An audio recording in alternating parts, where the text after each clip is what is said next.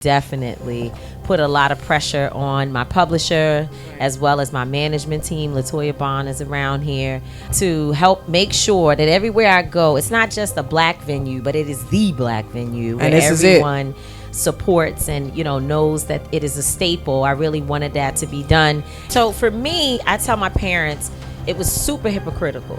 Because you were like taking me over here, teaching me black power. If you see something, say something. Then I go to school and the white woman is telling me what to do. And you said that we're not, that's not, I thought we weren't doing that. Right. Charlamagne and I as family made some decisions about my book deal. I called him to say, hey, I don't know, am I supposed to, it was during the summer. I was writing the book while living in Kentucky in the middle of protest and surveillance and being arrested and all of that. And a change maker using her voice to speak out and uplift our communities. I don't know if I knew I would make an impact, but I know that the work that I'm doing, I'm actually called to do. And I'm Sharice Gibson, so we'll have more on the death of Charlie Kirk in just a moment, but we are following breaking news of the federal charges against New Orleans. What it means to be in another person's skin, to live another person's life. Your childhood was marked by joy and trauma and pain as well. I cried and I cried and I cried and I cried.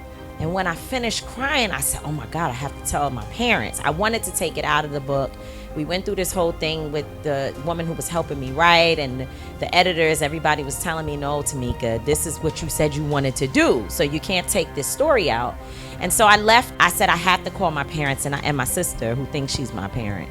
And I have to have a conversation with them about this. This is not going to be easy to read. This book is going to hurt everybody. So I also forgot to tell y'all, just in case there's anybody out there that wanted to challenge me, I'm the greatest reader alive.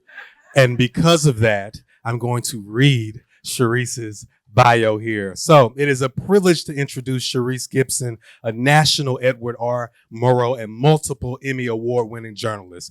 As the evening news anchor at WWL-TV in New Orleans, Sharice is celebrated for her in-depth reporting and commitment to amplifying underrepresented voices. She told me to keep it short and keep it sexy. But she has done a lot of amazing work that I also want you to go and check out as well. So again, y'all join me in giving a round of applause for Sharice Gibson.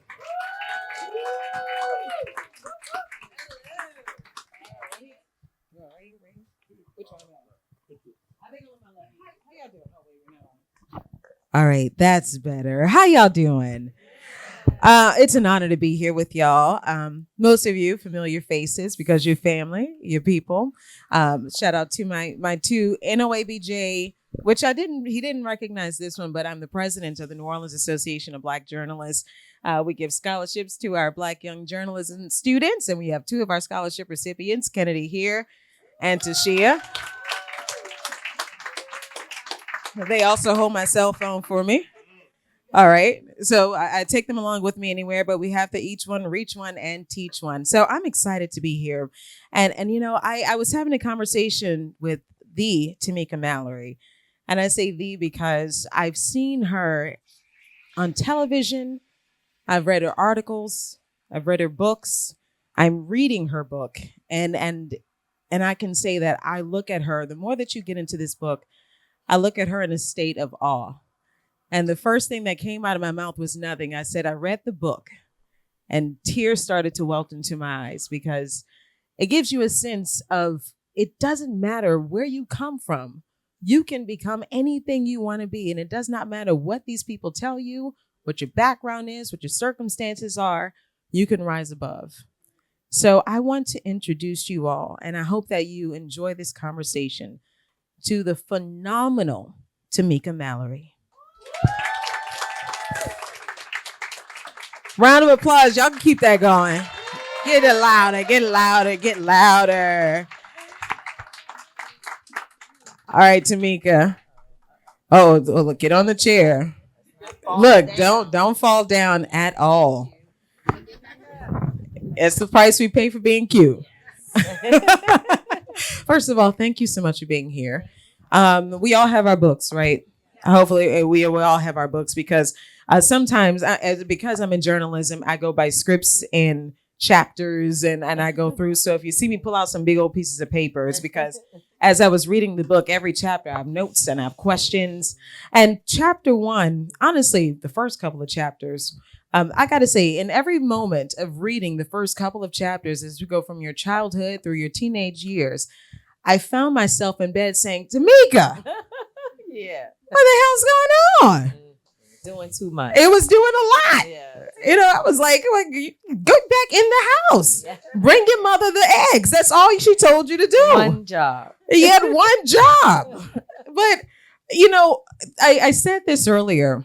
You are you are the rose that grew from the concrete.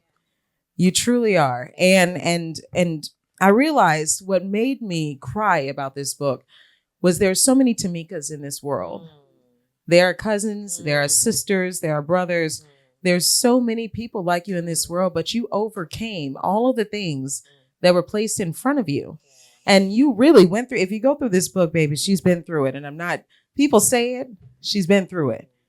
And she overcame all of those things and she grew and it made her better and she came through it. Tell me a little bit more about the breakthrough and how you found your way back.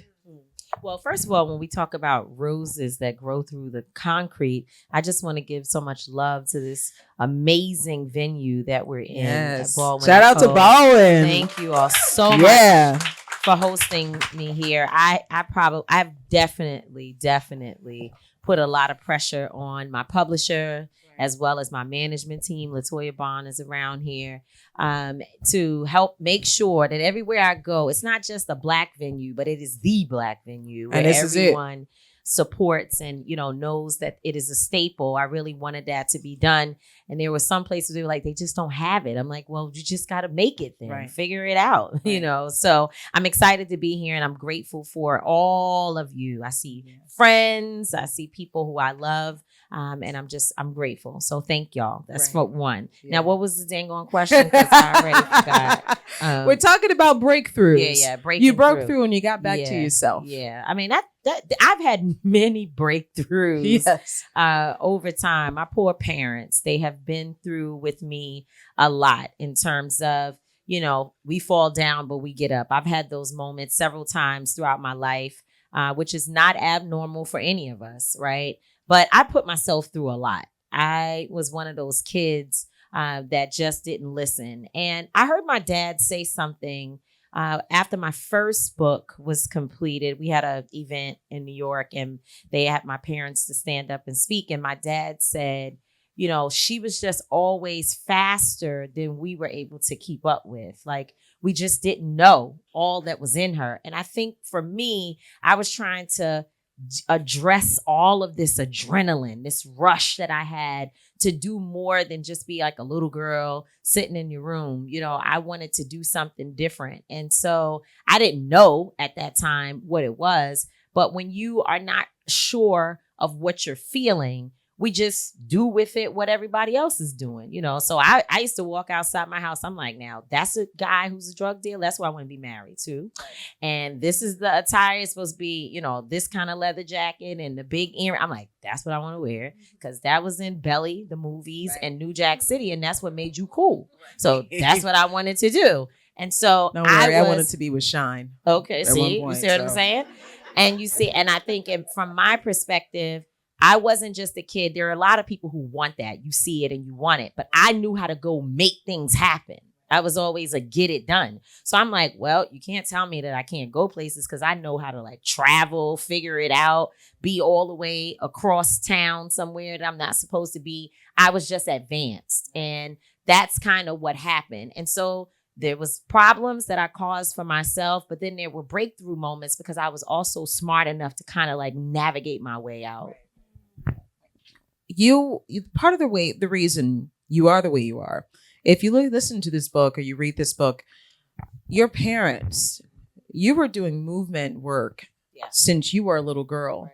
Your parents had you involved and active, and it got to the point where it followed you for the rest of your life. Yeah. Can you talk about being at that age? Based on what you tell me in the book, you were not a typical young lady. No. Being at that age, attending rallies, having involvement with the National Action Network, Talk about that, because many of us don't have that experience until later on in our lives. Yeah. And so for me, I tell my parents it was super hypocritical because I'm like, y'all didn't know y'all were being hypocrites, but you were. Because you were like taking me over here, teaching me Black power. If you see something, say something. You know, I'm listening to people like, shut it down. We ain't gonna let nobody turn us around. You know, who you think the white man can't tell me what to do? Then I go to school and the white woman is telling me what to do. And you said that that's not, I thought we weren't doing that. Right. You know? Right. So I would be like, excuse me, you know, my mommy and daddy and I learned this and they said don't do this. And you can't say that to people. Right. Miss Ann, you're not supposed to say shut up. That's like not right. That's very disrespectful. And we as Black people, we come from da-da-da. I mean, you know, I was doing the whole thing. Yeah, that was a lot. And my parents would be like, just shut up. I'm like, no, that's not what they said at the rally. They said never back down. Always speak up. Right? So like now over here, you're like, just be quiet. No, it didn't work. It didn't fit. Now I get it. You know, and you know, when I got it, when my son went to school, I'm like, please, Tariq, just do what the people tell you to do. Why do you have to? He's like, nah, mom. I'm like, oh God, you got the bug. Yeah. You know, You should have known. So, but you know, later on in life, I begin to understand there's a place and time, Right. you know, and so I think that's where your wisdom comes in, when you know when to use your voice, and that every room is not a place to fight in. So, you know, if you're on a job, you know, you need your job, go to work, do what you're supposed to do, but build yourself up to where you can eventually move on. You got more tactful in your fighting, I too. definitely did. Yeah. But it took some ass whoopings to get tactful. Right, It right. didn't happen like, you know, it wasn't like I just woke up one day like, oh, no, I was like crying, Right. bruised, bloody, like, oh, what am I saying? My mom's like, did you talk too much? Is that what happened? I'm like, you know what, Ma, you're right. You My might have had mouth. that coming. You know, you talk about school. I wrote, there were so many wonderful lines that you wrote in the book. And one of them was, in my opinion, I caution Black people from immersing children into intolerant learning environments. Can you delve deeper into that? It was one of the many lines that intrigued me. So my parents were trying to keep me safe. Yandy and I grew up in the same neighborhood, but we didn't know one another. She was in the worst projects in almost Grant. It was close. You're like number 3. She's like, wait, number 2 calm or down. 3. It's like number 2 or 3. I was across the street. Manhattanville was like condo projects, you know, across the street, across 125th Street in Grant. Yeah, we was, yeah, right. We was on that side. We was cute. I told you, bamboo earrings, the whole thing. Around the way, girl. Across on Yandy's side, they used to throw down. Like you had to be ready when you walked through Grant. Right. It was serious. So, with that being said, I kind of feel like, let me see. The way that I was raised, or the way that like, again, the way my parents raised me, there was something in me that didn't fit in the school that they wanted me to go to. They were trying to keep me safe. Right. So the school that was closest, that would have been a little bit more culturally competent, was closer to where she lived, and that was 43, right? That was down the hill. It was 43 across from the pool. So that would have been a little more culturally competent, but I probably would have got killed over there because I didn't even know how to keep my mouth shut, which is a problem that wasn't just with the teachers. I would think everybody was my friend. Right. So you have to be real careful with your kids. If you know that you've got a child that they think everything is cool and they can be friends with everybody, that gets you hurt, you know? So I wasn't, 43 wouldn't have worked for me because I was also a fighter.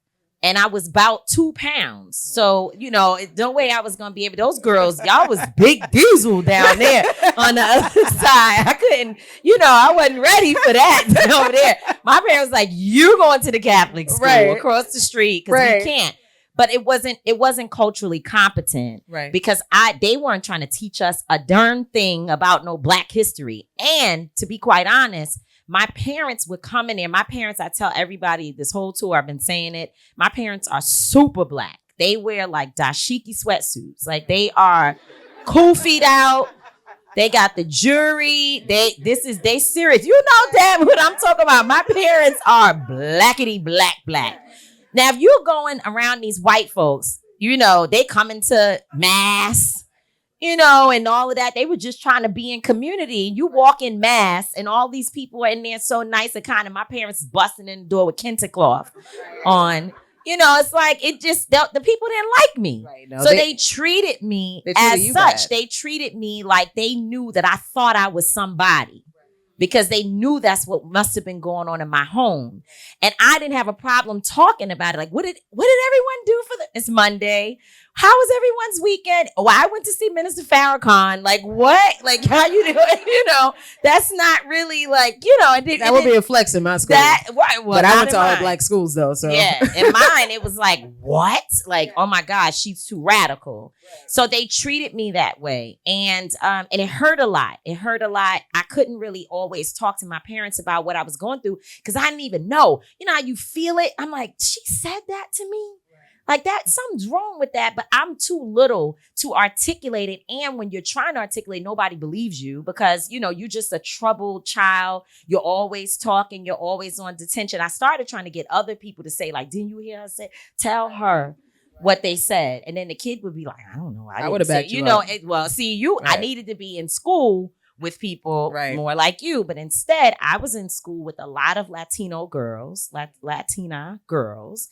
And so they didn't know what the hell I was talking about. First of all, everybody thought something was wrong with me. It was just too much, you know. And why do you always have to start trouble? Just go along with what they say. That I heard that all the time. I still hear that now. Even as a grown adult, I still have people around me who will be like, why you always have to be so difficult? Like, just, it's okay. It's not that serious. But it is that serious for me because a part of learning about my culture was that excellence is what we're supposed to be striving for. And I'm not saying that I always meet that at all, but that's what I was supposed to be doing. So just being mediocre or things just falling apart or not being right, that's never been okay with me because I was being taught that we come from kings and queens. You know what I'm saying? So being in a Catholic school, I think I understand why people have to do it. When you live in certain communities, you have to do what you have to do. But you got to be real careful about, one, backing your children up, making them feel like you're going to defend them and fight for them. And more than likely, once you start having to defend and fight for them around certain things, you'll start being like, this is not a healthy environment. So eventually you'll say, I think I might take you out of this school. You know what I'm saying? So you gotta be careful. Again, I'm a practical person. And so I believe that you do what you have to do to keep your children safe and to get them a good education and use the resources around you. But if you're going to do that, which my parents did do, I have to give them that. They became a part of everything. They was on the PTA. Like I said, They went to the mass. Now they were showing up as themselves. So it wasn't always the most comfortable for the other people, but they were watching everything that was going on. Well, maybe they did that on purpose to let them know that I do see you. Yeah. Well, if I had to go back, I would tell them just wear some regular clothes to the meeting. Regular sweater. Look, Mom. It doesn't have to have Malcolm X. Oh my gosh. On the sweater. Unfortunately, there was a lot of joy. You know, I was, you know, you were writing in the book and talking about you were playing with dolls and your dolls had kente cloth and everything. You know, cabbage for everybody. But your life was marked by joy and a lot of trauma. Your childhood was marked by joy and trauma and pain as well. Isn't that our story? Right? Yeah. But you know, and unfortunately, it's a story of many young Black men and women. And we carry this to keep peace. Right. You know, some of the same trauma that you experience, I experienced in my childhood. Right. And I told you my father is the youngest of 14, grew up in the Desire Projects. He's already beat the odds, you know, still alive. He's watching his daughter on TV every night. So he's already beat those odds. So I knew that in order to keep peace, you kind of just didn't say anything. You kept it to yourself. But you carried that trauma and some of this stuff your parents are just finding out about into your adulthood years. Yeah, like in the book. Yeah. Yeah. My dad he said nothing to me about my book. So first of all, I was writing a chapter one day and there was a story in it that you may or may not get to, so I won't tell it. You should check it out. It's really, really a tough story. I had it tucked away for a long time, but it always would come to me. And I realized that now when I'm like out saying to people, oh yeah, this story, they like, yeah, you told me that. I'm like, oh, I told you? Oh, okay. It really bothers me so much that I'm still talking about it now, but I've never really addressed it. And so, when I finished writing it, I cried so bad. It was a terrible night. It was a terrible night. The whole thing and the five guys, the four guys. The four guys yeah. So it was just a terrible, terrible, terrible thing. So I cried and I cried and I cried and I cried. And when I finished crying, I said, oh my God, I have to tell my parents. I wanted to take it out of the book. We went through this whole thing with the woman who was helping me write and the editors. Everybody was telling me, no, Tamika, this is what you said you wanted to do. So you can't take this story out. And so I left it. And I said, I have to call my parents and my sister who thinks she's my parent. And I have to have a conversation with them about this. So I said, hey guys, this is not going to be easy to read. This book is going to hurt everybody. And it's a lot of wounds being open. I actually called my son's father's family too. And I said, and they were like, oh God, like, why you gotta, I'm like, yeah, it's my story. And so, so they heard me say that and they know because they've been with me through a lot of it, but I don't think they really understood until the book was in their hands. So 2 weeks before the book was released, I gave it to my parents and I told them to read it. Now, my parents are two different types of people. My dad, Andy's already laughing.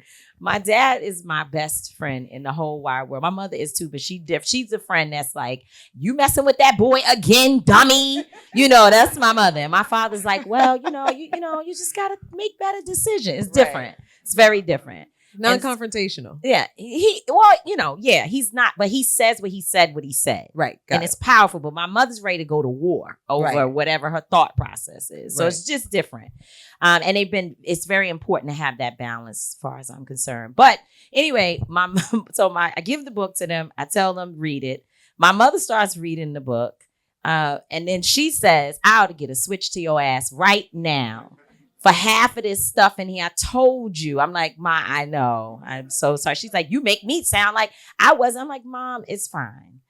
My dad said nothing. Nothing. Party happens, release happens. He still says nothing. Finally, the other night, he said to me, I'm struggling with this book. He said, real bad. And my dad is a man of few words. And he said, real bad. He said, your first book I was very excited about, but this one I was not excited at all. And he said, and it's being proven to me as I turn the pages, this is very horrific. And I know one of the moments that really is hard for him is I talk about my 5th grade teacher asking me to sit on his lap. Yeah.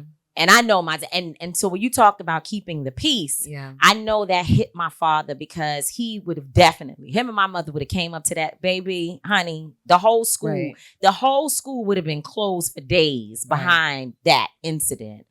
But they didn't know. And the reason why I didn't tell them is because I always heard my mother saying, like, Black women, we just do this in the house. We're like, don't be saying all that while your father's in here. He don't need to know all of that. He's going to get upset. Just that.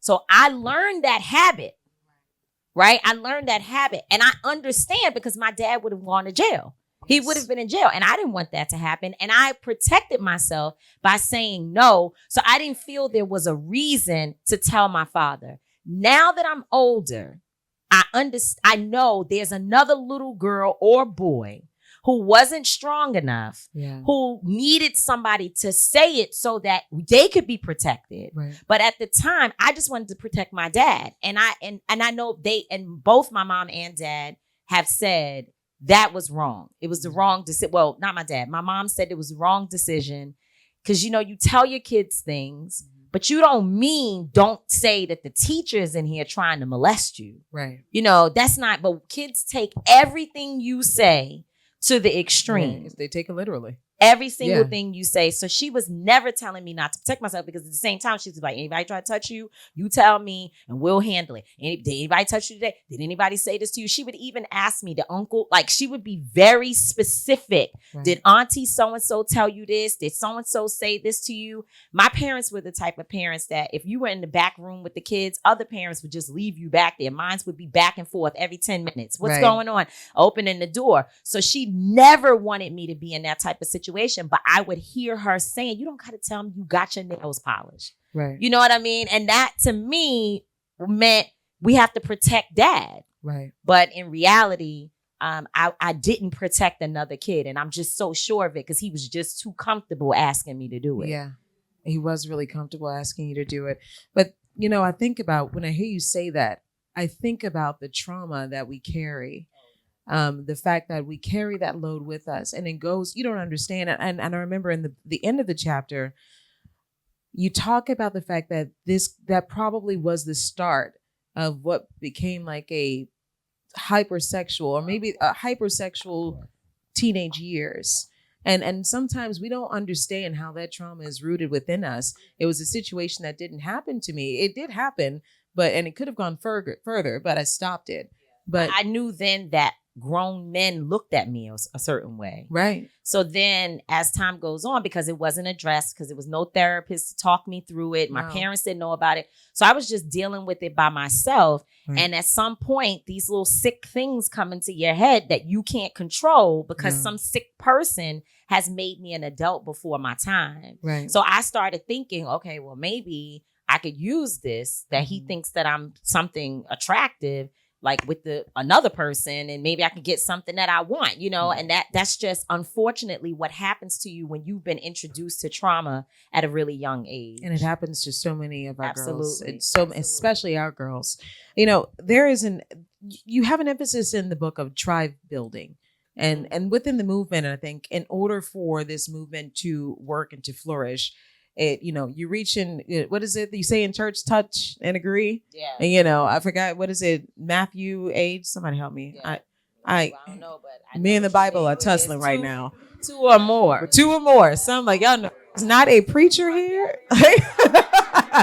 Two or more are gathered. And so there was an emphasis on the gathering of people and not carrying the weight alone through the social justice movement. Can you talk about that? Because I really loved your development through the National Action Network, and you starting from the bottom, but even before that, getting with the youth groups, handing out flyers. Like, this is something I think in order for us to have a Tamika Mallory, it almost is like you have to start from the beginning and grow that. Is that what we need to be doing today? Because today we are facing, good Lord, let me keep my job. Do we need to do this today? These kids are more ready than you think. They know a lot, and social media is giving them, even if you think you like, oh, my kid doesn't have a cell phone, their friend has one. So they're seeing what you're saying don't see. They know what's happening. They know what's going on in politics. They hear you in your home saying to your husband, your sister, your friend, these people are crazy. They're trying to take away our rights, or I agree with this craziness, wherever you stand. They hear that. And so when we think we're protecting our kids or that they're too young, in fact, they're becoming little activists one way or another. What actually, we end up suppressing it as time goes on by telling them it's not their place, it's not their time. They don't need to know that. You don't need to be worried about those things, when they really should. They really should know what's going on. And so, yes, I think small kids, and Yandy does this very well. My son also was raised in the movement. So I'm a little bit different. You ain't got to raise your kids in the movement. That might be, a little bit to the extreme. Not so much extreme, but everybody might not have access in that way. But I know, like with Yandy, she'll bring the kids to marches, or they'll be on the phone like, that's Auntie Tamika. What black stuff y'all talking about today? Because she, so they just have been exposed. They're not being put out the room. They are being allowed to experience the world. And then you have to explain things to them. And I tell you, if they don't know, you need to learn. If you don't know, you have to learn as well. My son, who's here, who works with me at Until Freedom There's 4 co-founders, myself, my son, and 2 other individuals, attorney Angelo Pinto and Linda Sarsour.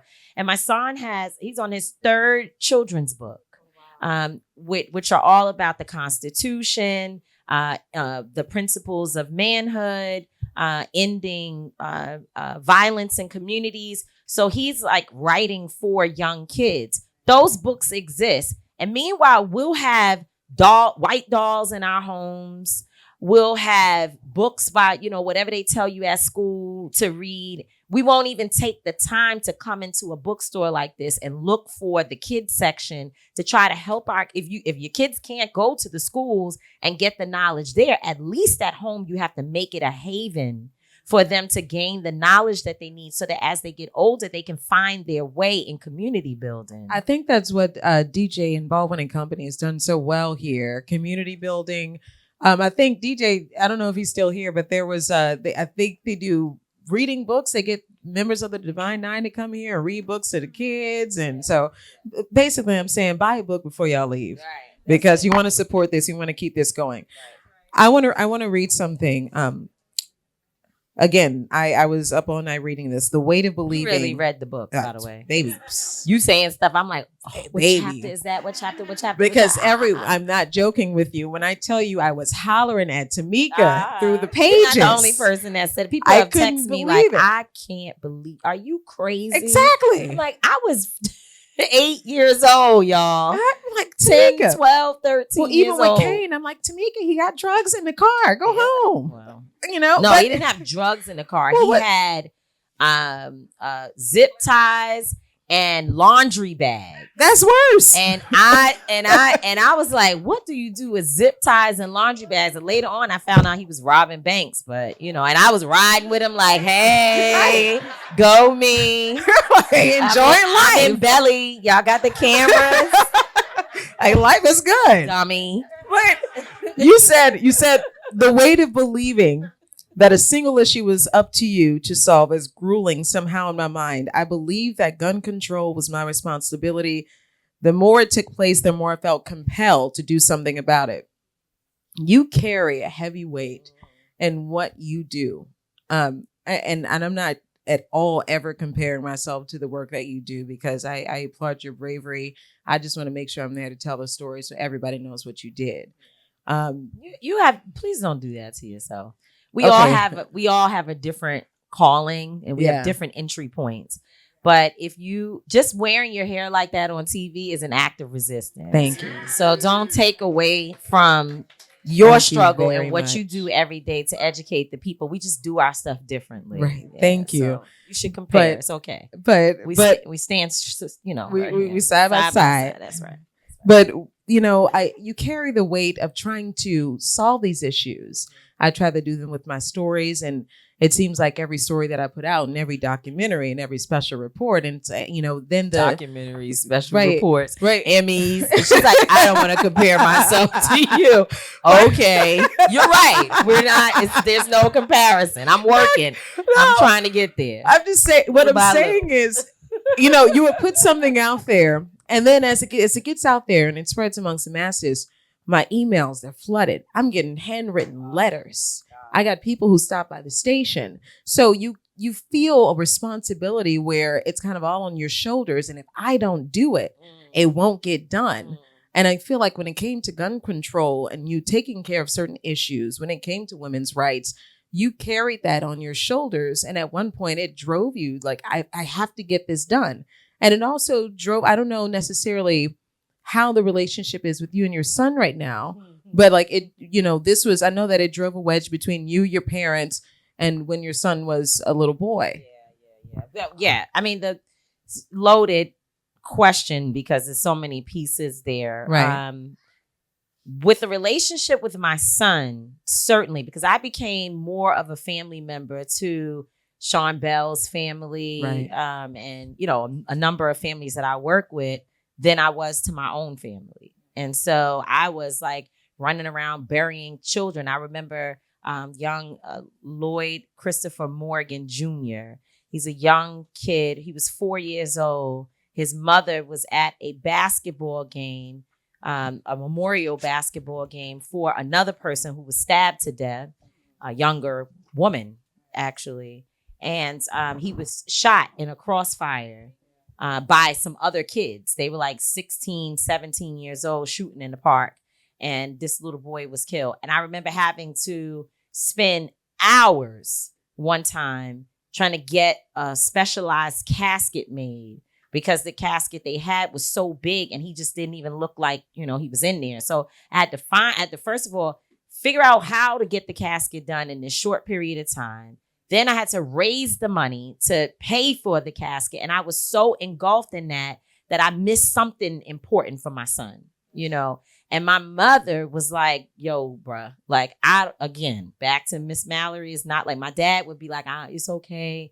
Like, I got him. I'm going to be there. My mother be like, no, we don't have him. We don't have him. His mama needs to bring her ass from wherever she is thinking that she's so cute. You are not that damn cute. This boy needs his mother. And she was as right as can be to this day. I know it. I thank her for never letting me think it was okay that because I was working, that my son was secondary, and I didn't think he was secondary, but that's what happened, Well, you thought you were doing what was best for him. I thought I was. And I'm not saying that I wasn't. I'm just saying my child needed me way more than I was able to give him because I was trying to get into my career. And I know the answer to that. I really have a simple solution. If you're young and you're in this room, just don't have children before you get to a certain place because you cannot manage having a child and trying to become who you are at the same time without there being some issues. None of us are going to do it perfectly, right? Like you can be 40 years old and you're not going to do it perfectly. But when you're 22 and you are on a trajectory moving up the ranks of a civil rights organization, you got to be away. You got to go places. My boss ran for president. I was working for Reverend Sharpton. He's running for president. I'm in college also because I done dropped out of school and all of that. All this stuff is going on and this little boy is in the middle of it. I was doing the right things, but it didn't help him in the ways in which he needed. And our relationship was strained. And my mother's relationship, my parents and I, we all struggled because they were picking up the slack. Now, if his father was alive, perhaps the gun violence question, perhaps if his father was alive, it would have made more sense because his dad would have been there and I wouldn't have been missing as much. But his father was deceased. His grandparents both had perpetual drug abuse issues. So they were in and out of prison. Wonderful people who needed what they have now for white folks. Now for white folks, you have mental health and then you need help. And they got programs and places you could go. We needed that then, but they would just send them back and forth to prison. And so, they weren't in a position to be able to help me as much as I needed. So it was all on my parents. And at the end of the day, if I had to do it again, it's not that I wouldn't work on my career, but I would have waited until I was a little bit older to have a child. Right. Well, I want to talk about Don Coleman. There were certain portions of the book where they had people who gave excerpts and he wrote from, I'm assuming this is him writing from his perspective. Don't worry. Every part of my book is real. Right. Now, I might have missed a line or forgot a thing, nobody's perfect. Right. But this book is exactly what was happening I actually drove people crazy. Like, I never told you the wall was orange. I never said that. The wall was not orange. And if you say it's orange, somebody else is going to come. They know they was in the room. Right. They know it's not orange. Toya knows. Right.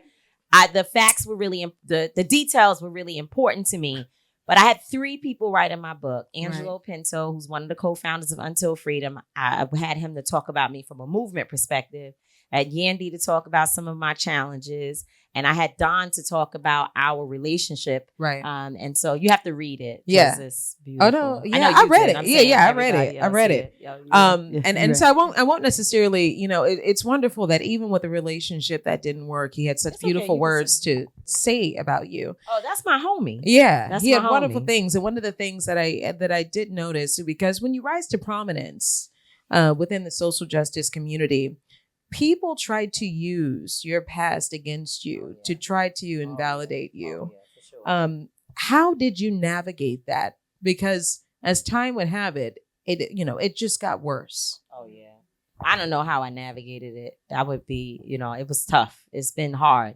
Don certainly was a helpful part of it. Don and I were together for 11 years. And he's much older than me. Don is like 27 years. 28 years. 28 years. My I senior. read it. Yeah, you really did read it. Yeah.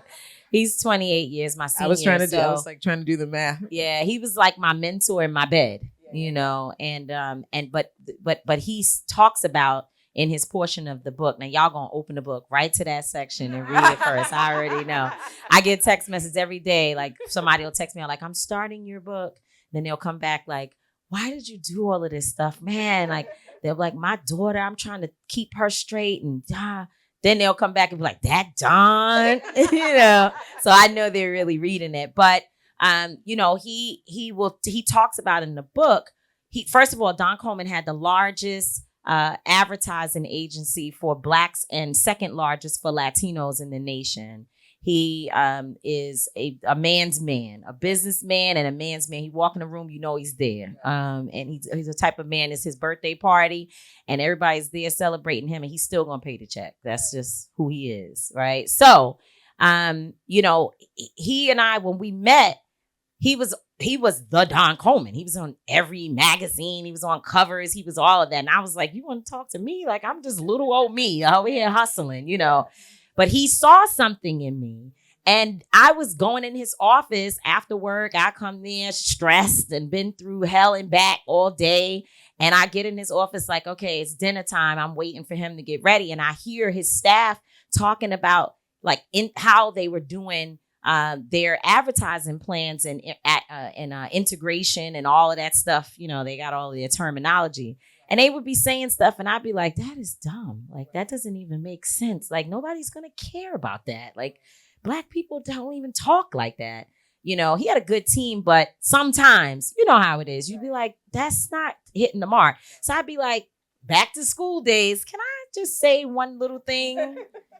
And before I know it, I was a nuisance in my mind at first. And then later they were like, yo, can you come to this 12 o'clock meeting so you can share some of it? Like, what do you think about this? Hey, can you help us put a focus group together? And so I wasn't getting paid necessarily I didn't get a check from Global Hue. I live free on Park Avenue though, and some other nice places. I talk about it in the book. Yes. I was good. I was flying private and all that. So I got paid. He'd be like, if he was here today, he'd be like, you didn't get paid. Really? But I didn't get a check, but I became an integral part of their business model because I knew how to really reach the people. And I didn't even know that that's what I was sharing. And so he says in the book, yes, absolutely, I helped her, but she helped me as well.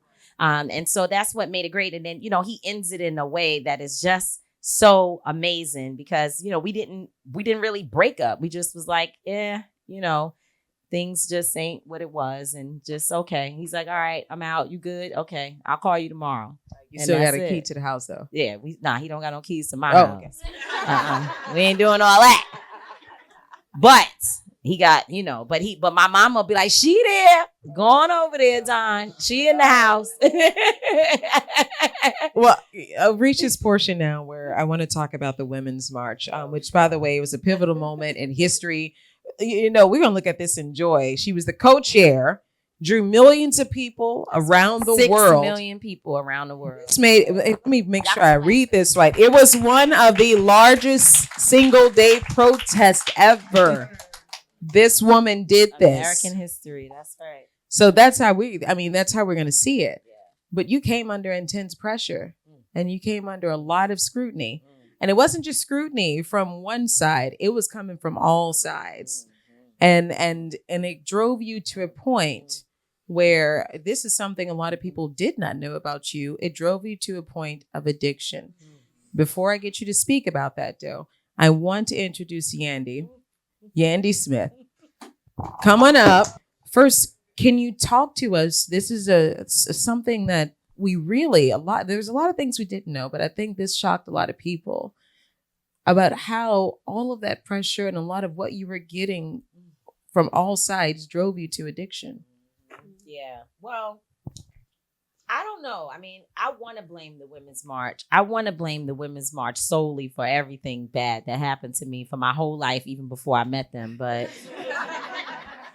I guess I have to, take some responsibility for some other things, put it some other places.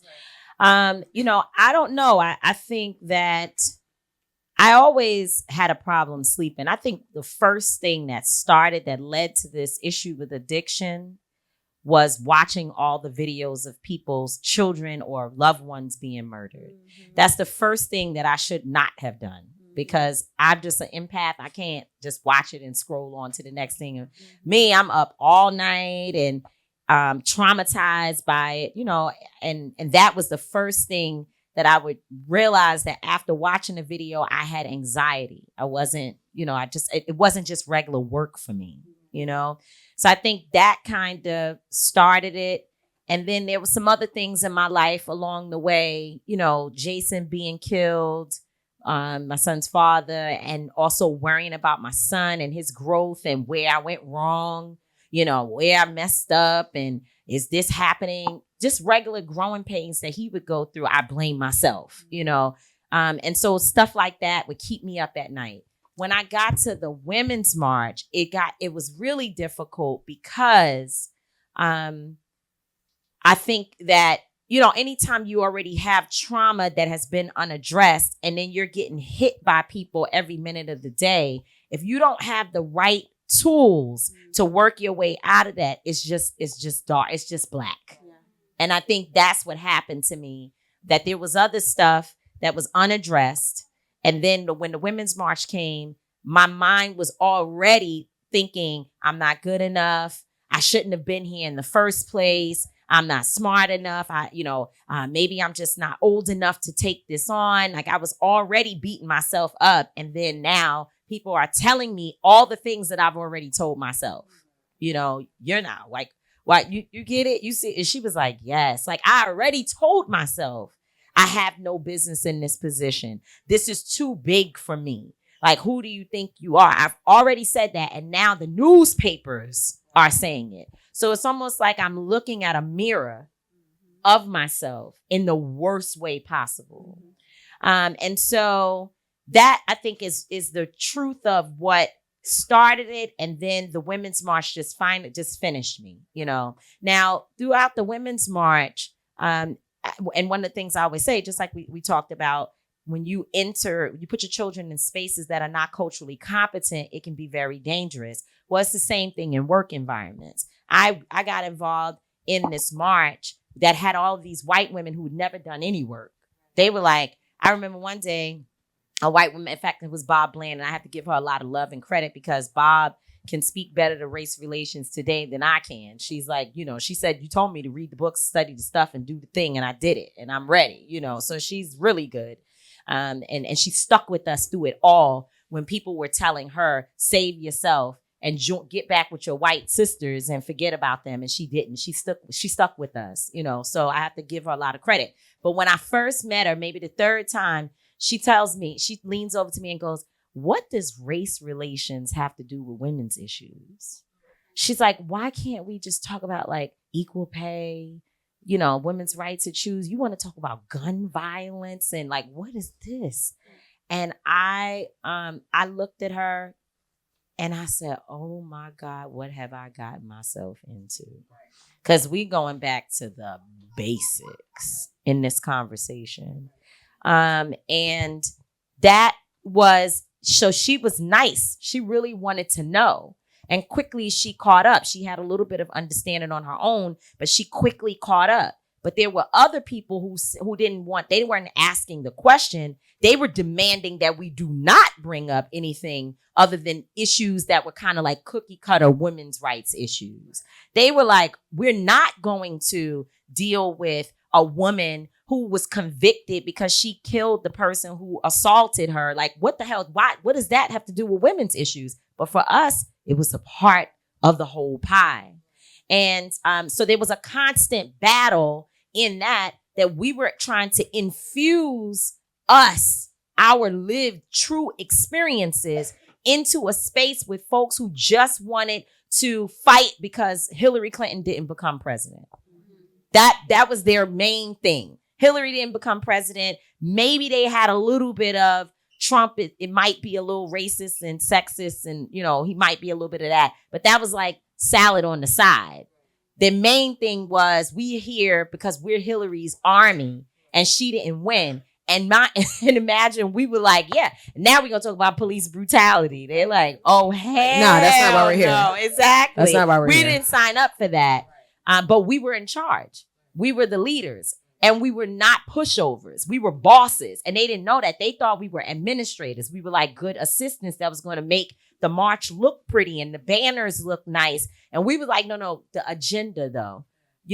Come in here and let's do an agenda together. And that really started the process of people hating us. And ultimately, after all the things, you had, my attendance at the Nation of Islam Saviors Day became like the big first hit.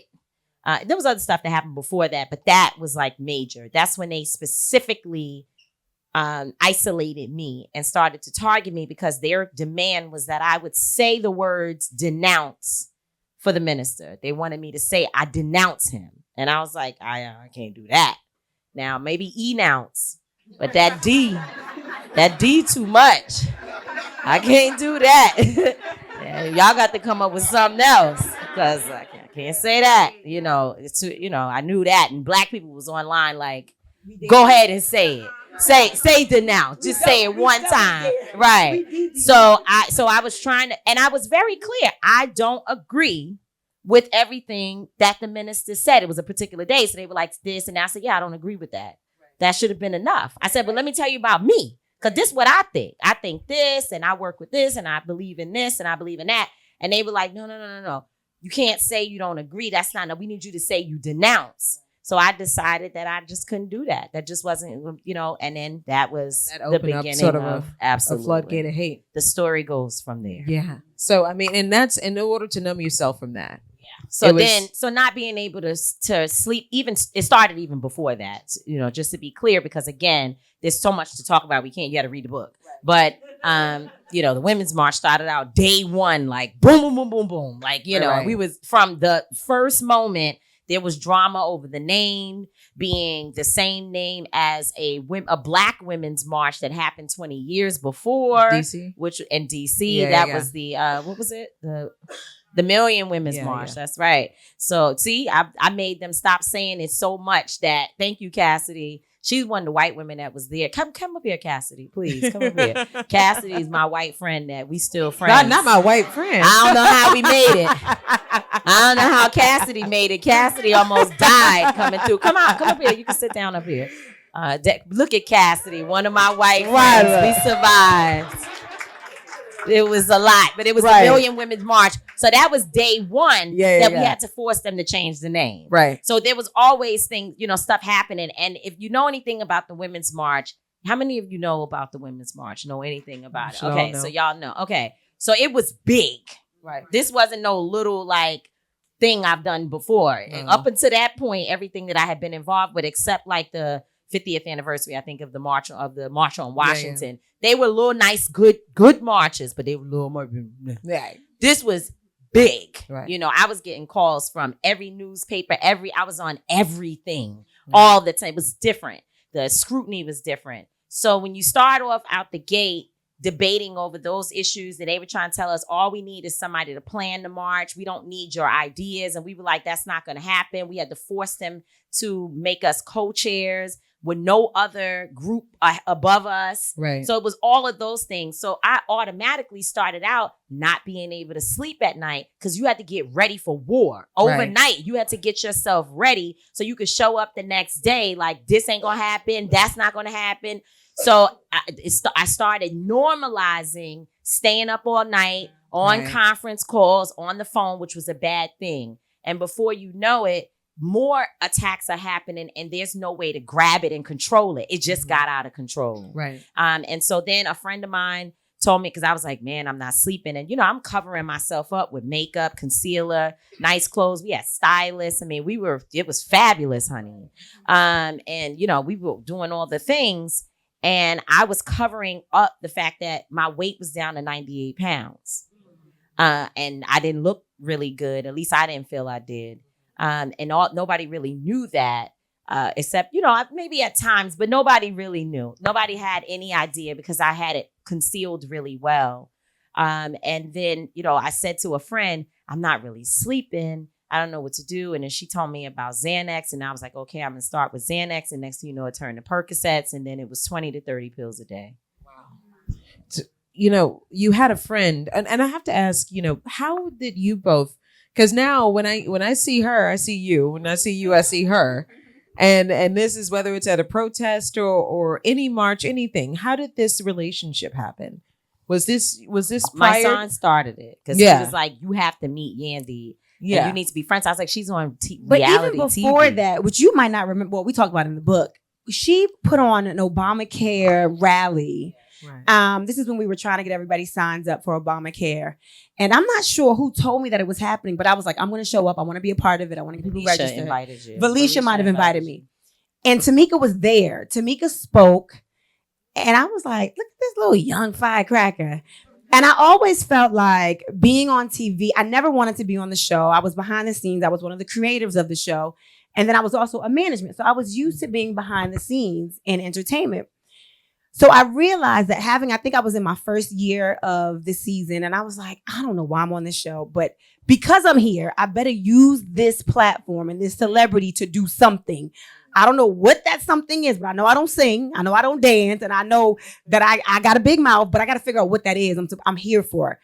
And I met her and I was like, dang, she's a firecracker. And I loved the way she was navigating the room. And, I think at the time you were working with Reverend Al Sharpton. And I was like, maybe I'm supposed to help in politics. Maybe that's why I have this platform. And I introduced myself to her. And I was like, when you get some time, let's go eat. Okay. So I think I was the one that reached out and said, "No, that's not what happened." That's not what happened. It's what happened. But what is your story? No, because I wasn't working for Reverend Sharpton. I just left. Okay, maybe you weeks before that. Yes, you did. I just left weeks before that. And the reason why I remember is because I thought my career was over. Yes, you did. That too. Yes, you did. So yeah, I just left. So we went to dinner. And when we went to dinner, that's what she said to me. She said, I just recently stopped working for Al. I'm trying to figure out what my next play is. And I said, man, when you speak in a room, you light up a room. And we were talking about healthcare and whatever it was. But I was like, tag. And then I remember we went on a bus tour. You were talking on the bus because we were going borough to borough trying to get people registered to have healthcare. And I was like, I feel like I can help you, right? I said, you're not in the rooms and in the spaces that I'm in. I said, I'm definitely never invited to the rooms you're in. I was like, maybe there's a way that I can help you get your mission, whatever that may be, out there. I was like, I've been in management for a very long time. I want you to meet my team and let's figure out how we can turn this into something ingenerating for you, because there is a place where people need you. They need your voice, but you have to be able to sustain a life by doing this. And we set up another meeting for her to meet with my team. And then from there, we just kind of built an organic relationship. So I would invite her. I'm hosting events and I got, at the time I'm managing the Diplomat. So I got this Jewel's party. I'm like, come with me to this party. She's like, they don't want me at no Jewel's party. And I'm like, come with me here to this concert. She's like, I don't do those type of concerts. And I'm like, and then at the same time, she's inviting me to the World Roundtable Essence Conference of Global Leaders. I'm like, girl, I'm in the room like, oh, they're like, Yandy from Love and Hip Hop is here. I'm like, oh, Lord. And at that time, it was like the degradation of all women, the demise of the Black community. And I was like, why am I in these rooms? These are the very people that hate me. Yeah, but meanwhile, when we would get to the Dipset party that I said I don't want to go to, I'm like throwing my leg up, working on it. The middle of the dance floor. Yes. And she's like, oh my God. I didn't even know. I was like, I can hang out with her more often, but I need to manage her instead of managing my clients. And organically, we found a space that we just connected. It was a middle place where she was accepted into my world and I was being accepted into her world. And it was a very comfortable space for us both together. And that's kind of where the friendship started. Well, you guys have done phenomenal work together and I've seen you both. I mean, Yandy, when I look at you, I think about that painful image. I think you were just coming that pepper sprayed, and they were trying to help clear your eyes out from one of the protests that you were attending. And I looked and I was like, yeah, she in it. She's really in it. Like, this is not for play. Yeah, she went running in a building that I told her not to go in. And I left for 1 second and went over there. When I came back, she went with a mother and ran into the precinct. Or no, actually, it was the Brooklyn detention center. And you ran into the little welcome area to try to demand from the police that the mother get to see her child. So what happened was the mother and me kicked in. We were standing out there. Sounds about right. We were standing outside because we said until they get heat, we will not retreat. We were going to stand outside because this particular jail got heat in the prisons. This mother saw her son standing on the balcony, all caged in with no shirt on. And he's like, Mommy, Mommy. He's screaming like, help me, Mom. No shirt, saying, I have no heat. We haven't eaten. And she's screaming out on the bullhorn to her son, like, baby, just stay warm. Go put your shirt on. Baby. The son starts saying, Mommy, help me. Baby, every tear, every rage, every bit of hurt and anger welled up in my gut. And I saw the mama, and I thought if that was my baby, I saw her look one time at her son. She looked at me, she threw that bullhorn down, and she ran in there. And I was like, I'm going with her. So we ran in there, and because as she ran, I ran. Then once I ran, the whole mob ran behind me. And it just got way out of control. So as she's demanded, like, get my baby some clothes. I'm like, get her baby some clothes. And we are screaming and we are yelling, like, please go help her baby. And they just felt like because all of the people behind us who just wanted to help with getting heat in this building, wanted to help with getting hot water and hot meals. That's all we wanted. We didn't want any problems. They felt like we were problematic. And then they got out with the pepper spraying, and somehow I get thrown down the stairs. Somehow. Tamika was like, I was outside. So by the way, I was down the street in the car with a congressional member because it was freezing. It was freezing. So I was down. It was supposed to be the coldest day in the winter for like 5 years in New York.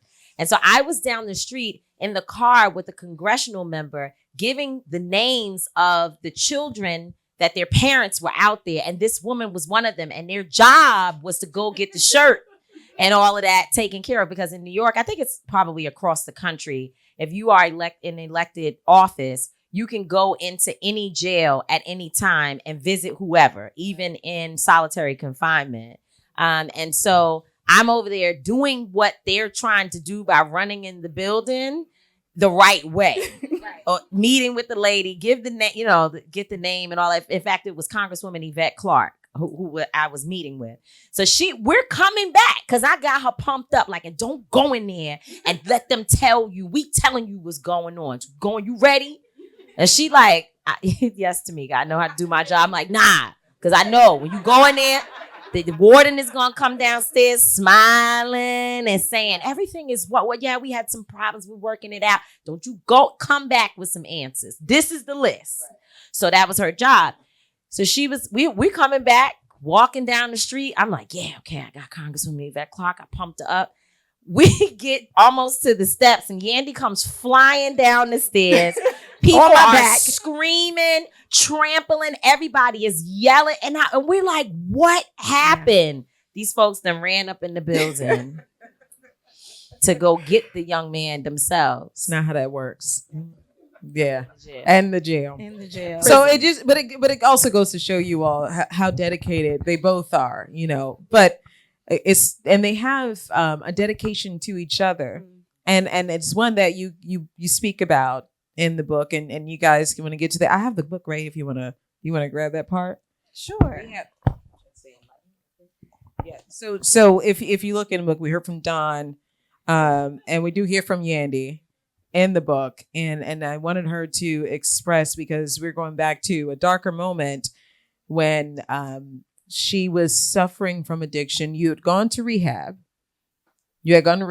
And I would love to just hear you guys talk about that process of coming out of that and sort of doing, like I always like to say, finding your way back. Yeah.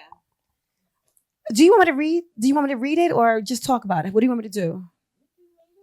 Okay. Well, Yeah. I know. I mean, this is your thing. Like, do you girl. want me to read it? Really? Like, if you feel more comfortable just do talking you guys about want it. me to read my portion? Yes. Okay. All right. I will. And the reason why I asked is because it's hard for me because every single time it takes me. She sent it to me before she published it. I read the half of the first page and I was like, nah, I'm not doing this. I got my kid in the bed with me. I got my husband. I can't do it. I don't feel like feeling like I'm going to feel. These are her words. So, by the way, I only sent her what was transcribed once it was typed up from her words. Yes. So, reading it, even though when we went and we wrote this out, it was 2 years ago. Oh yeah, it's been a while. So I had no idea, what actually hit the pages, what they kept, and it was a very, very hard moment for me to talk about. I think.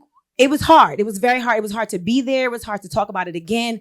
Then to read it, it brought me right back to where I was because Tamika became my sister, like my for real. When she was talking about going through anxiety and seeing videos of children getting murdered and police brutality, she would send them to me. Right. She was sending them to me. Recently. Then like, she was calling me to discuss it.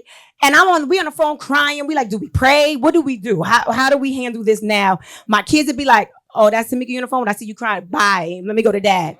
So it became our thing. And while I was able to just talk about it with her, and then when it was time for me to get on the front line, I would show up there. But she was entrenched in this every day talking. Yeah, I talked to, Trayvon's mom. I spoke to, this one's family. And this was all day, every day. She's dealing with this. Oh my gosh, Indy, when I was talking to her mother this, or when I was talking to his mother that. And I'm like, how do you do this? You saw the child get slain. Now you're talking to the parent about the child that got slain. Now you're going to the funeral. You're buying the casket. I couldn't deal with even her telling me.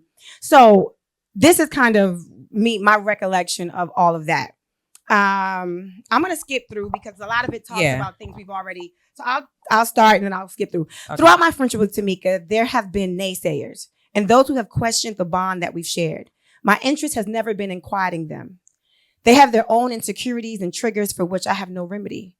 I also recognize that not a single person in the world other than Tamika is enlightened to the intricacies of what I now know to be a sisterhood in the spirit of truth. Life has shown me in more ways than I can count that people lack genuine, unshakable connection in their lives. And they will cease to recognize them as they take shape in the form of others. More importantly, life has taught me that there are those who will establish their own narratives, and it has not been, nor will it ever be, my place to convince them of otherwise. Instead, I vowed over a decade ago to be my sister's keeper. It's my belief that Tamika is one of those wonders of the world and worthy of preservation. Then I talk about my first encounter with Tamika, which I told you guys what happened when she thinks that, whatever. So if you want to skip to a certain I will. Portion, so what goes next is if you guys know my story a little bit, if you've watched the show, you saw that I went through something with my family when my husband got incarcerated. When that happened, every person in the world that I didn't know, it felt like they turned against me. And then those that knew me felt like they looked at me through the corner of their eye, like, how could you, why would you, what's going on? Everything about the storybook life, I checked. I went to college, check. Graduated with honors from Howard University. I had an internship, check. From my internship, I started a management company, worked at one of the top record labels, all of the things. And I got on, the #1 TV show that I helped create, check. Then I found myself in this situation with the man that I loved, and a lot of people just had side eyes for me. I went to Tamika. This was at the time when we were starting our friendship. And I said, Tamika, I don't know what to do. I don't know who to turn to. I don't know how to navigate this world. And she was like, well, I got you. Not much. Look, listen, I got you. I'm going to write a letter. I'm going to get you with my organization. I got you. And at that time, her standing next to me was a statement in itself, because many people, even the show that I was on, that was as ratchet as could be, it's kind of like, we need to separate ourselves from your brand.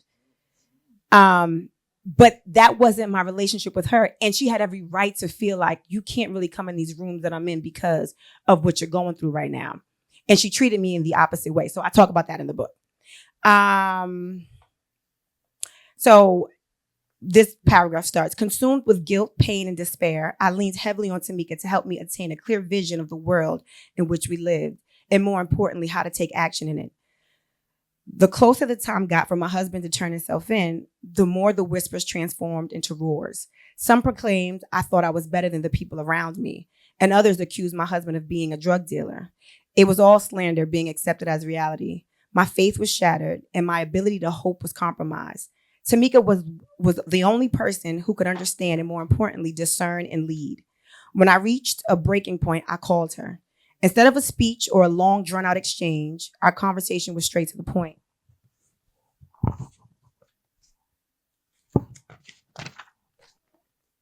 I got you, she said.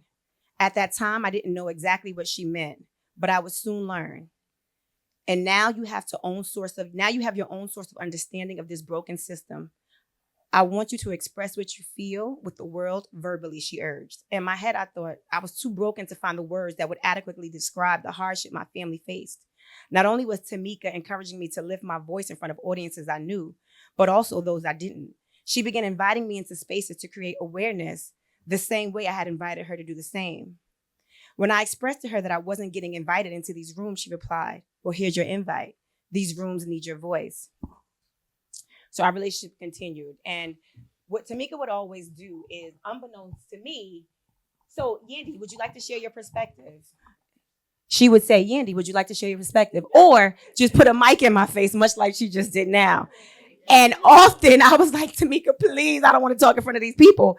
But she felt like my voice was important in these rooms because someone was just like me in that room. And that was super important for me because I told you, starting out on this journey of being on TV, I felt like, what is the reason that God put me in this position? What am I supposed to do with this platform? Why are there 50,000 people following me that care that I have something to say? Then when the platform, why are there 1 million people that care about what I have to say? And I was trying to find what that reason was. What is my voice? What am I here to talk about? So that was important for her to hand me a mic and get me out of my comfort zone. So now I'm going to go forward. So now it says, as we fought together, we grew together. Now on the other side of the system, I witnessed Tamika's work and sacrifice from a totally different light. I had a front row seat to the intricacies of her life, more importantly, her internal struggles that resulted from an unspeakable pressure to be who she is. The outside world knew her to be powerful, resilient, and unbreakable. And she was all of those things. Yet I now recognize she was human. There are moments when she questioned if she was doing enough to save us, and times when she felt she was not speaking enough, working along allies enough, writing enough, or spreading enough awareness. It was puzzling to me as her work never ceased. She woke up working, making phone calls, and taking meetings from alliances. She went to sleep working, writing emails, and posting to keep the public aware of injustices unfolding in the world around us. Witnessing her in this way made me love her even more. There was so much relatability. I was able to pull strength from her because she gave me a new fight. She gave me something to think about other than the fact that I was now a single mom, a role I had not believed myself to have signed up to do. Tamika's life was proof of the fact that I still had work to do. If she experienced tragedy and still woke up and put on a strong face to fight, then I too had the substance within me to take bookings and leave my baby with my mama to find someone to help my son be a young man. At the same time, I was trying to be an entertainer and maintain my status in the industry. Not once did Tamika bring up the headlines from the blogs or what they were saying about my family or my role on the show. She never made me question whether or not I was good enough for the movement, but she was the first to recognize that I too was fulfilling my purpose in that space. She didn't make me feel like I didn't belong in those spaces of activism. She made me feel like I was exactly where I was supposed to be to reach people, these people too. With Tamika's encouragement, I realized that it didn't matter that I wasn't ready to get on the mic to speak out against injustice. Instead, she put me on the spot to speak up and made me realize I too was fighting against the breakdown of Black women. I too can be a voice for people who are like me, the people who are not considered role models and those not labeled as activists. My story was important, and it was an example of the fact that it was possible to make it through. Her faith in me was empowering, and at the moment, the sentiment I needed most to be empowered. The closer Tamika and I became, the more I realized she was a strong friend who also needed to be checked on. And I'm gonna skip ahead. I think we're getting to We are getting that part. We're getting to that part. Right. the part that it's hard to talk about sometimes. Yeah. Okay. All right. When I realized how much she had been internalizing the torment from the Women's March, my heart ached for her. There were critics who said she wasn't Black enough, not vocal enough about Black issues and the plight of Black women, and others who deemed her not enough in general to lead such a magnificent charge. There were critics who expressed their disdain for her decision to attend the Nation of Islam's Savior's Day. Unfortunately, society had always found a way to dehumanize Black women. From the moment we walked through the point of no return in the slave dungeons, America's assault on Black women has been woven into the fabric of our existence in this country. The attacks have always been centered around breaking down, belittling, and removing the power from Black women. Nothing had changed. I've seen our husbands and the patriarchs of our families taken time and time again. Blah, blah, blah, blah. I talk a lot. Okay. We watched her speaking engagements at colleges, many of which were historically Black, cease. They called to say they were no longer interested in having her speak on their campuses. How could this have been the case when she was fighting for Black children and Black families? It was baffling to watch those who have been supporters turn their backs on her due to a part of a false narrative being fed to the world. The outpouring of rejection and lack of support were hurtful to her. And although the public could not visibly see her wounds, I witnessed them. My only goal was to become the source of strength for her that she unquestionably became for me. No matter what the road looked like or felt like, I made a decision that I was going with her. Although in a different arena, I knew the pain of having your narrative be controlled all too well, but not on my watch. I had every intention to stick beside her. There was no limit to what I was willing to do to help her, whether financially, emotionally, or physically. Our journey had brought us full circle and our bond was unbreakable. When Tamika hit what I believed to be her lowest space, her body began literally breaking down. I witnessed moments when her knees ached and her legs stopped working. There were times when her back was hurting to the point of loss of mobility. Eventually, she opened up to me about the pills she had been taking and their adverse effects. By the time she confided in me, she had made the decision to go to rehab. Her concerns about being separated from everyone she knew and everything she loved were valid. It hurt me that I could not go with her or be there to assist her. It was agonizing in many ways because it felt like I was being refused the opportunity. Oh gosh.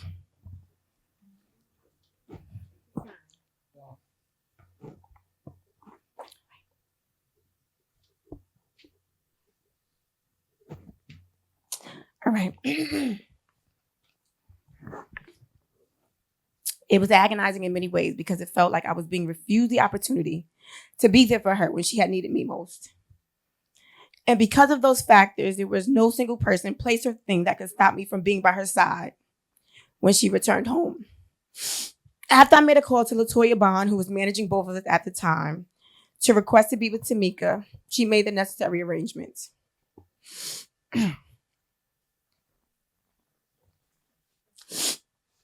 I got less than a page to go. I'm going to get through this. The first day I arrived, Tamika was in great pain. She was crying and she was weak. All I could do was be by her side and remind her that the pain...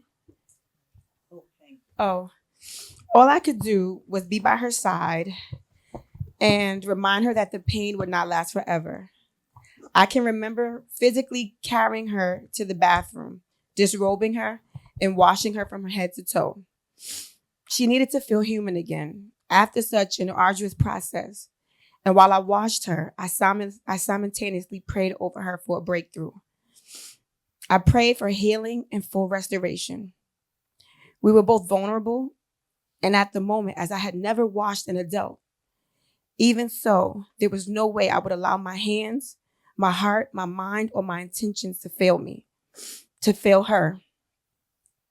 She needed, wanted, and deserved to be cleansed from the residue of the pain the world inflicted. Not only did I bathe her, but I also changed her linen. For some reason in my mind, the act of doing so represented new beginnings. Afterward, I laid in the bed beside her and we talked about nothing and everything. Although I had never grown up with brothers or sisters, there was no question that Tamika was now mine. The world fought to take her joy away, and I was fighting in my own way to ensure that it was restored. It was not only me who needed Tamika at her best, it was all of us. It amazes me that God packaged so much power into such a tiny frame. Her gift to challenge the world's darkness with light was like nothing I'd ever seen.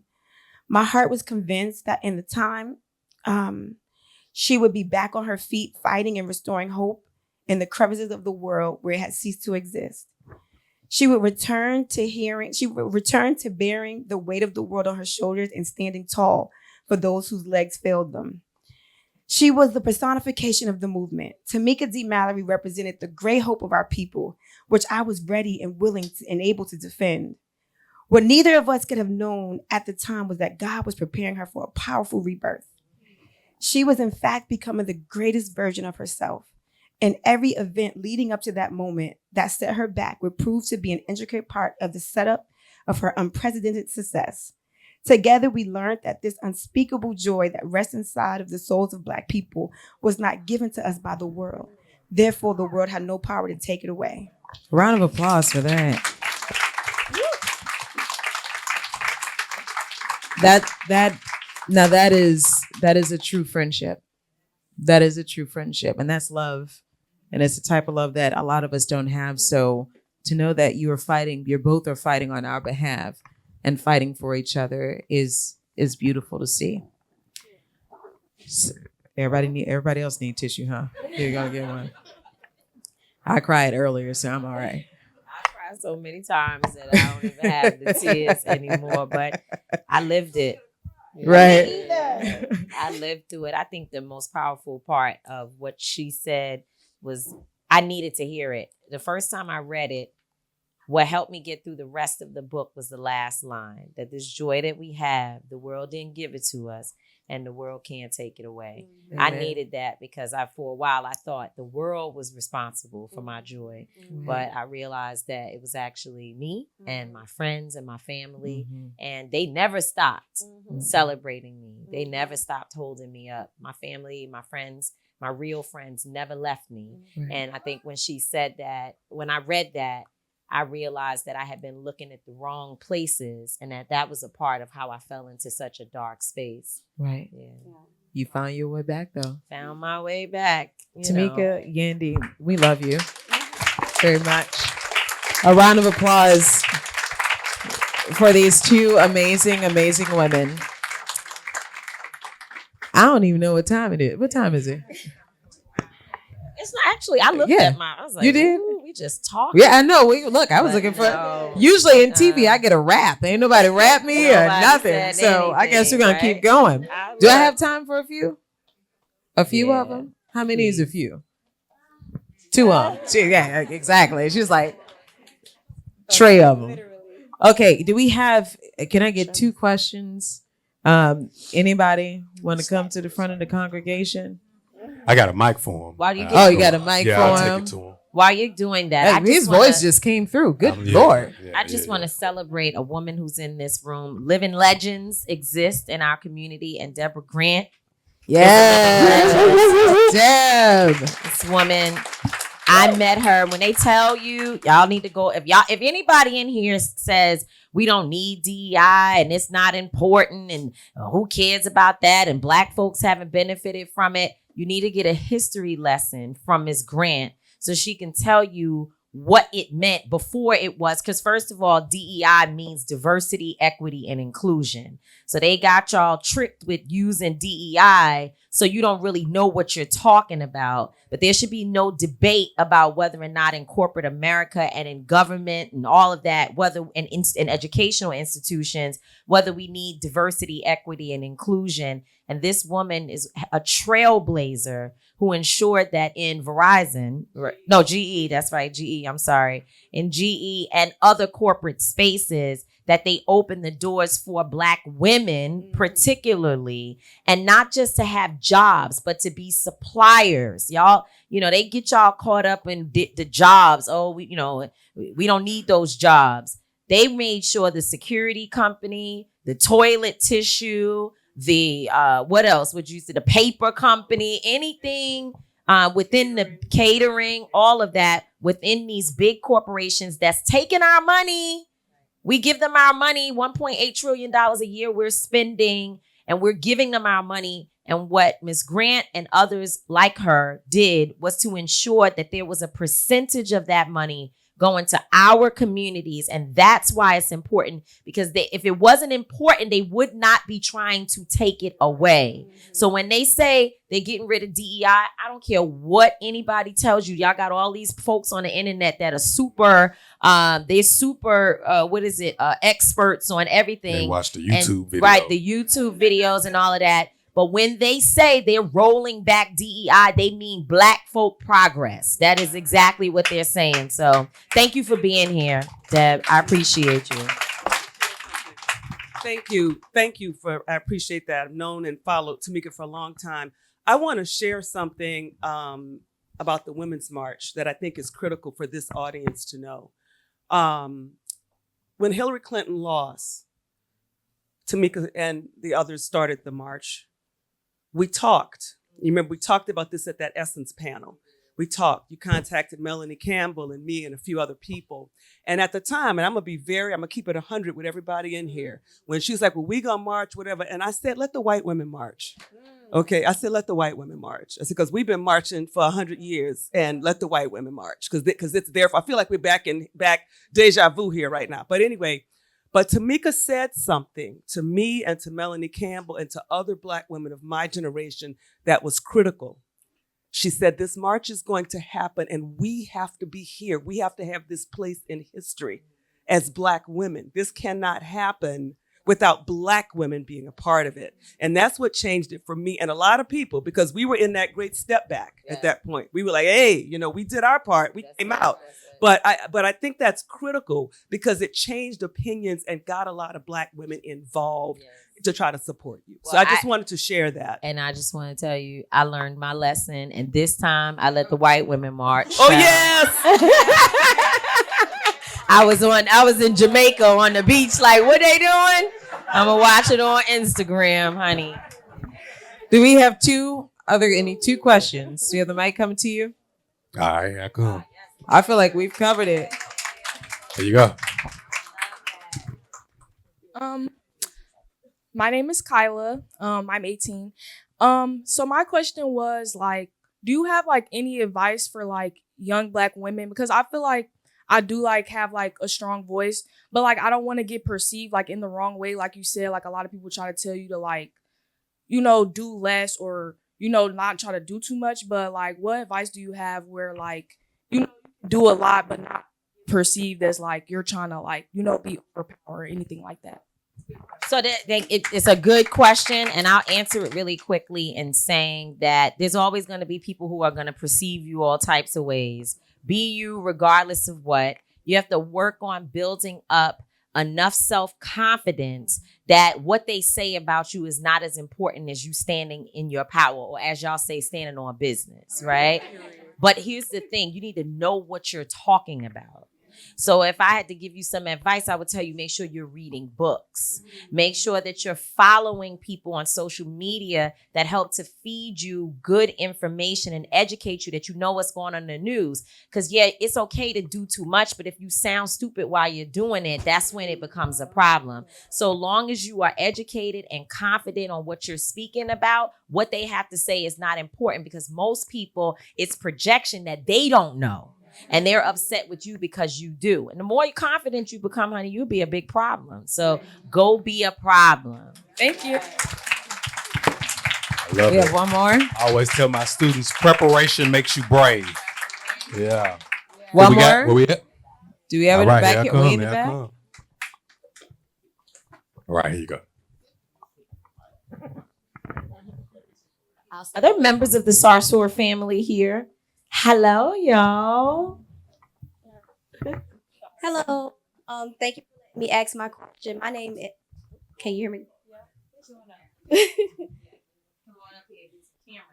Hello. My name is I'm Arthur Rowe I'm an aspiring writer as well. And my question is, I appreciate all of you coming here and sharing this space here in New Orleans. I'm a native of New Orleans. My question is really towards Sharice, because you gave us a lot. And I'm very eager to read the book because, like I said, that's what I aim to do. But my thing is mostly trying to be more socially conscious, but also trying to navigate a corporate site, because you can say just get in trouble. However, we got to pay bills. So that it's a very thin line right now, especially once you reach a certain point in the corporate setting. Yeah. It's really hard to go all the way like you want to, Were you here in the beginning when we said, if on your job, don't be going up in there running your Oh, mouth? I'm here.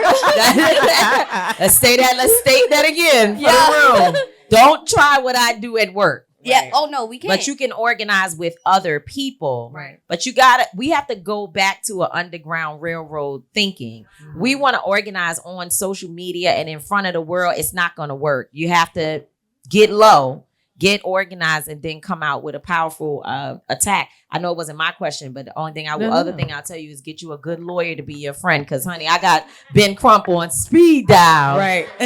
I will tell you that first, I do get in trouble. And not it's not everything that I do and say comes at a price. And sometimes that price is loss of viewership, losing followers, people. I've been called all the names, every single name that you could think of. I've been called all of those things, received hate mail, had somebody show up to the station and try to fight me. I could fight. So, let's go. Let's do it. But look, I know, I'm sorry. Look. I'm sorry about that. Yeah, you're right. I got the suit on. But I see my job. I can back everything that I say. I can back it up. That's why I always preach to my scholarship recipients, to our interns, data journalism, making sure you read, make sure you have the history, because the numbers don't lie and the people don't lie. So I can say all of those things. And if you ask me to back that up, I got the statistics for you. I can tell you where they did the study, when the study was done, and when the numbers were updated. And, our job is really important, because while she can say a lot and Yanni can say a lot, my job is to show up with that camera and put that mic there to make sure what is being said makes it to the masses. So we all play a role in this. I can't say necessarily what she said, but I can say, well, Tamika Mallory did say. That's the problem. Right there. That's why I get in so much trouble, because somebody's like, Tamika Mallory said it. She did say it. Yeah. My mom's like, you said it, didn't you? Right. You said it. But we all play a role in this. So am I showing up to the station with my Black Power shirt on and everything? The most that I give you is I get in trouble for the earrings and necklace. So that was a thing. That was a thing. They hated the earrings mostly they hated the necklace. And so, and like my parents. Right. Showing up. It was a subtle nod to who I am, it was just my thing, So, but even in those subtle nods, people will have an issue with that. Everybody's going to have a problem with something that you do. So no, I don't show up the loudest and the most boisterous, but I have information and I did read and I do know a little something. And so I'd rather put that on air and come to situations like these where I meet wonderful people. And I'm like, you know what? She got something to say. We need to tell this story. We're the reason, storytellers are the reason all of this stuff that we're talking about, all of James Baldwin, all of this stuff that we kept it going. That's right. That's why we matter. That's why we're so important. And that's why telling Black stories is so important. So honestly, you're going to be a troublemaker, but make good trouble. All of us are doing it. Make it make sense. And let me piggyback on that really quickly as well. The thing is, I know you said you're an author, right? Yes. So resistance and activism looks very different for different people. And it can show up in your workspace in the subtlest of ways. I'm on a TV show, right? Not only am I on a TV show, I also have a skincare line. And if you know anything about me, right, we may cover a bunch of mess, but I always say, listen, you're going to get this, but you can only do this if you show this as well. And that is my form of resistance. Yeah, you guys want to know about me and my husband. You want to see my son, if he's going to go to college, if he's not going to go to college. I'll let you follow that story. But you got to come with us to Kentucky about Breonna Taylor. You have to. And if you don't want to, then I'm not giving you this. Right? Yeah, I have a skincare line. It's in Bloomingdale's. But the only way I'm putting, I love the fact that I'm in Bloomingdale's, but I'm only going in Bloomingdale's. I want the representation to matter. I want the pictures right here. That's all colors of melanin. That has to be the main poster by my skincare line. We like this one. This is the one. If you want me in Bloomingdale's, this is the picture that you're going to go with. Right? Like, this is what I want on my platform. This is what I want people to see. And these are real conversations that I have, which are in my career. Those are my forms of resistance. Those are my forms of activism. And even on my social media platform, I've been called, this is for you, I've been called every bit of clout chaser. Oh, she's just doing this for likes. Oh, the pepper spray thing was fake. I mean, oh, she got thrown down the stairs because she threw herself down the stairs. I've heard all the things about me. But the thing is, they watching, they talking about it, it's trending. And that was exactly the point. You're right. I did chase that. The reason why I chased it is because I wanted you to talk about it. Because if you wasn't talking about Breonna Taylor, those officers would still be in position. They would still be knocking down and kicking down doors. But because we opposed the positions that were in power and we stood up, now there is a no-knock law. You know what I'm saying? Like, there are Breonna Taylor laws all over the place. So these acts of resistance in your own merit and wherever you are, they work. So don't ever think that you have to be silent. Don't ever think that you have to conform. Yes, you want to keep your job. Absolutely. But within that job, what does your activism look like? What does your role of resistance look like? There are always ways that you can say, I stand up for something different. And you just have to figure out, especially because you're a creative, what that looks like for you. Yeah. But you can get you a good village to help you figure out. When I decided I wanted to showcase us going to prisons on the show, when I decided I wanted to show us going to Kentucky on the show, I had to talk to my village. I talked to Tamika. I talked to, how do I make this work within this storyline? How do I make this attractive to people that watch my show? Because this story has to be told as well. Yes, we can tell the story of this one is breaking up, that one, but this is a part of who we are as well. How do I get this story out to this demographic that needs to be a part of it as well? And that was important because you're a creative. You can figure out what that looks like. You're smart, you're educated. You can figure out how I can, integrate this into my corporate job to make sure, whether it's during Black History Month, hey, you go to the powers that be. I want to do a Black History Day here at the job. Or maybe you don't call it, I want to do a culture day. And that's when you infuse. I'm sure Kendrick Lamar didn't go to the masses at Super Bowl and say, hey, I'm doing this. I'm going to tell you guys all the play. Just like she said, I'm sure he was very discreet and had discernment with how he was going to tell all the stories that he told. And sometimes that's how we have to attack this. We got to be very creative with getting our message across. We get it. Those that know. And those that know going to tell those that don't know. But you're going to have to turn on that creative genius and really get out there to tell those stories. Yeah. And I'm not saying, Gandy, first of all, I'm so proud of you. That was so good.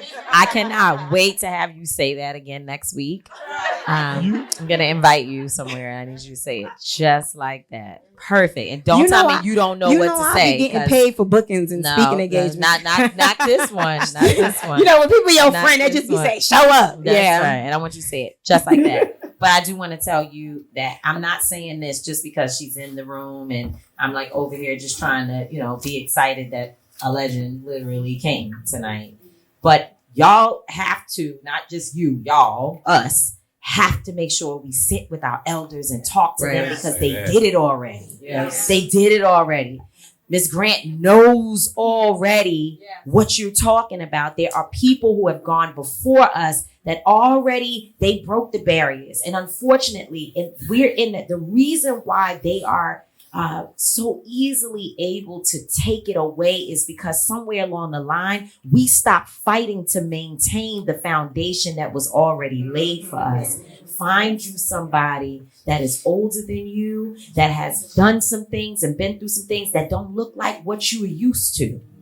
So that's that. For me, my mentors are people who do not look like what is, what you want. Like, of course, I want Jay-Z to be my mentor, right? Of course. And which actually, I enjoy the fact that they are very supportive, both B and J, of my work. Of course, I want that. From a business perspective, I can talk to them.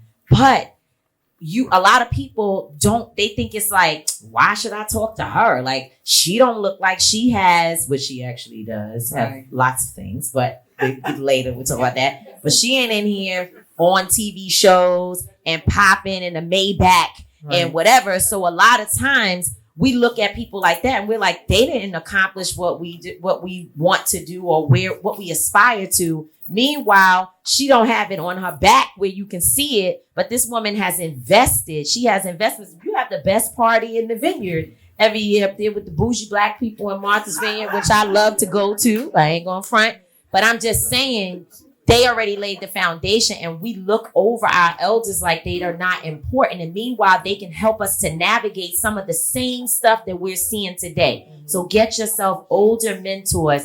And let me tell you, the ones I talk to every day are 85, 92 years old. The 60s and the 70s, I got those. I'm not saying that they don't exist. I go talk to people who are old, because they have a level of wisdom that if I can get that, I can skip over what happens when you're 65 and you make some mistakes and kind of jump to another place. So find y'all some older folks to talk to. That's where the gems are. Round of applause, y'all. Tamika, Yanni, thank y'all so much. Yeah, I don't think in the history of me doing these author talks that this has ever happened where we just kind of going and we just freestyling it. We don't know what time it is. Yeah, we just in the living room kicking it. But before we go, I have to say, first of all, you all love the space we're in, right? Yeah. We are, like, honestly, round of applause for Baldwin and Company. When DJ opened this place, the first thing I thought was, he's kind of cute. but well, let's keep it 100. Let's keep it 100. But you have a conversation. You have a conversation with this man, and I've had several with him in this space, outside of this space. And what he wants for us and what he wants for this community through that was super cute. And then I kept looking at his ring finger like, yeah. Anyway, but what he wants for us and what he wants for this community, it lit my soul on fire. And when New Orleans Association of Black Journalists started to host our events, first person I call is DJ. We were right across the street. I needed somewhere to think, not across the street, across the courtyard. He on that too. But I needed somewhere to think with my executive producer as we write the documentary. I'm like, DJ, can I get upstairs? Door was open. Here's the code. When I needed somewhere for people, the first portion of my documentary is actually inside of Baldwin. And that's the shot that I won't get rid of because I thought that this space was so important. And this space has been here for 4 years. Today. So we can get Brittany now. Brittany, you got to come up here because Brittany, if we want to get DJ up here and give you a plaque, sir. Round of applause to DJ. And I'll read it. Yes. To the man whose vision and determination changed the New Orleans literary scene forever, who has planted a seed to grow the next generation and never backs down from a worthy challenge. DJ Johnson, happy 4th anniversary. That's my dog. That's my dog.